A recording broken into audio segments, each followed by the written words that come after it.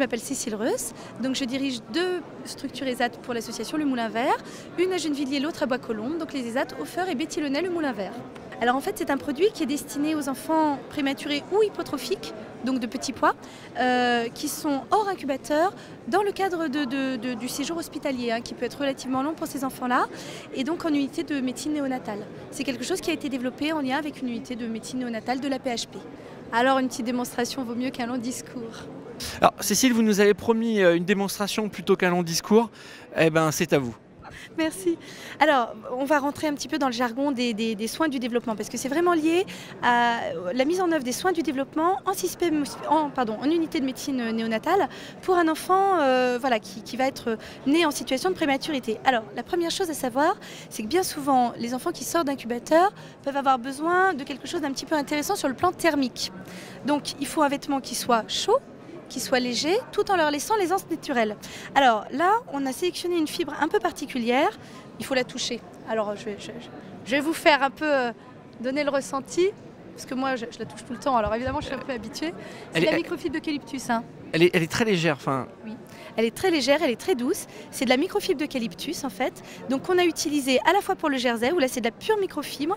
Le jersey est vraiment une maille très intéressante, parce que vous voyez, cet aspect de démonstration là, il est resté 3 mois dans mon sac, plié n'importe comment. Vous n'avez aucun pli qui se marque. Donc vraiment, il n'y a absolument rien de contondant, rien qui irrite les petites peaux délicates des enfants prématurés. Mais c'est aussi une fibre naturelle, donc analogue au coton et même un peu supérieure sur le plan des aspects antibactériens, antifongiques. Par ailleurs, au niveau de la ouate de garniture, on a également pour moitié cette fibre et pour moitié une autre fibre qui assure la lavabilité. On l'observe, on procède à tous les examens voulus, on ne le manipule pas, on ne le réveille pas, on ne perturbe pas ses cycles de veille et de sommeil et on le laisse petit à petit reprendre des forces. On a aussi tous les passages pour les périphériques aux mains et également aux pieds, ce qui est très important parce que ça permet de ne pas solliciter que les veines des bras. On a un concept d'enveloppement sur mesure avec différentes positions là, de pression, pour pouvoir procurer à l'enfant un sentiment d'être un petit peu contenu, un sentiment de sécurité. Ça fait partie aussi des logiques des soins du développement. On a favorisé tous les rapprochements anatomiques. Alors les rapprochements anatomiques, ça, il suffit d'avoir vu un petit bout de chou sur une échographie. On l'a vu frotter ses petits pieds l'un contre l'autre, sauter ses petits poings, tripoter ses mains. Et ça, c'est vraiment ce qui participe notamment du développement neurologique de l'enfant. C'est ce qu'on appelle les rapprochements anatomiques. Alors les rapprochements anatomiques pieds joints nus sont évidemment possibles ici. On a effectivement aussi beaucoup travaillé la question des rapprochements anatomiques main jointe ou main bouche en dégarnissant complètement cette zone-là. On a profilé l'arrondi qui est calculé au millipoil.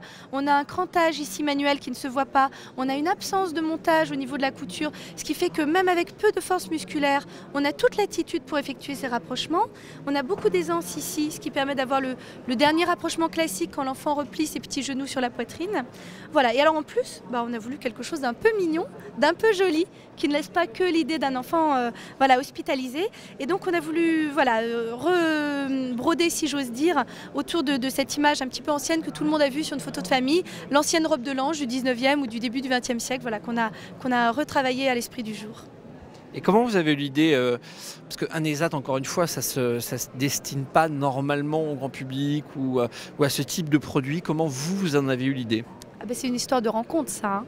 C'est-à-dire que c'était la rencontre du besoin, qui était le mien quand j'ai vu mon bout de chou, que j'ai eu toutes les peines du monde à habiller.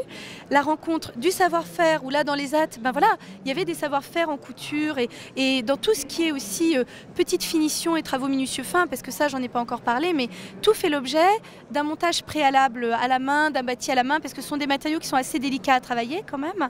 La rencontre aussi avec le CAMPS, avec l'unité de la PHP, dans le cadre de la création d'un CAMPS, d'un centre d'action médico-sociale interne au Moulin Vert. Voilà, donc c'est vraiment une histoire de rencontre.